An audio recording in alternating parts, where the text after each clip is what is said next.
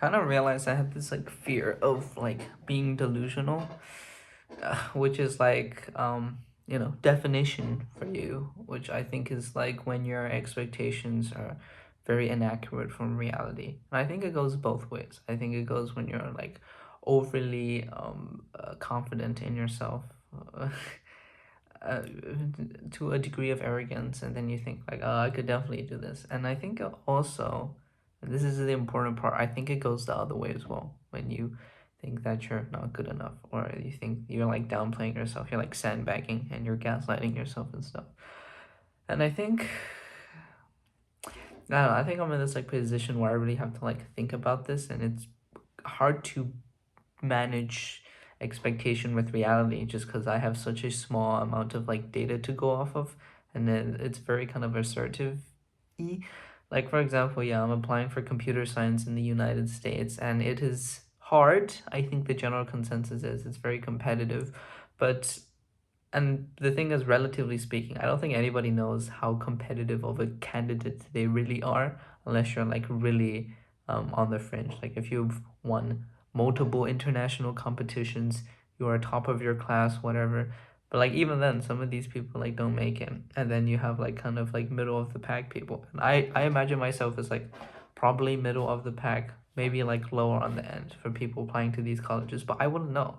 I don't know. I think the information I have gotten is like very biased because like A2C, literally everybody there is like weed smokers, and they're like, oh, I can definitely it's kind of like you're stuck in this like echo chamber where like if you're not winning like international competition, you're like not doing anything. Like there's no shot. Like if you didn't get like a 1500 in the SATs, there's no shot. Like don't even apply for the like Ivies or like any T20 school. Like it's game over for you. You give up or whatever.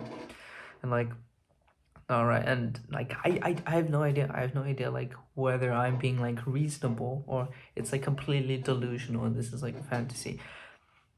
But I think like you might as well just prove yourself wrong. You might as well, because I think it is inevitable. You reach a point where like your expectations don't meet up with reality, because that is just how life is. Either your experience is not sufficient enough for you to draw an accurate conclusion, and so you adjust accordingly. So, but I think at the moment it might be more beneficial for me to just be overconfident, because like at worst, like I don't get into the colleges or I don't get the results I want, and that's fine. I think it's better than shooting yourself in the foot to begin with by saying like, oh, there's no point in applying to this college because I have like a 0% chance. Like might as well just like fucking try, and if you're wrong, you're wrong, and then you can use that, and then you can develop your, I guess, intuition about things. And if like you do get your results, like, that's even better, right? So I think given that in this scenario, well, it makes more sense to just, try, be delusional. And then once you've gotten that feedback, then you adjust your vision accordingly, and then become less delusional over time. But at some point, you have to be delusional. There's always going to be this discrepancy, and it's especially the case if you're not willing to, I guess, experiment with this idea. This is interesting. But anyways, 7 days until graduation. Bye bye.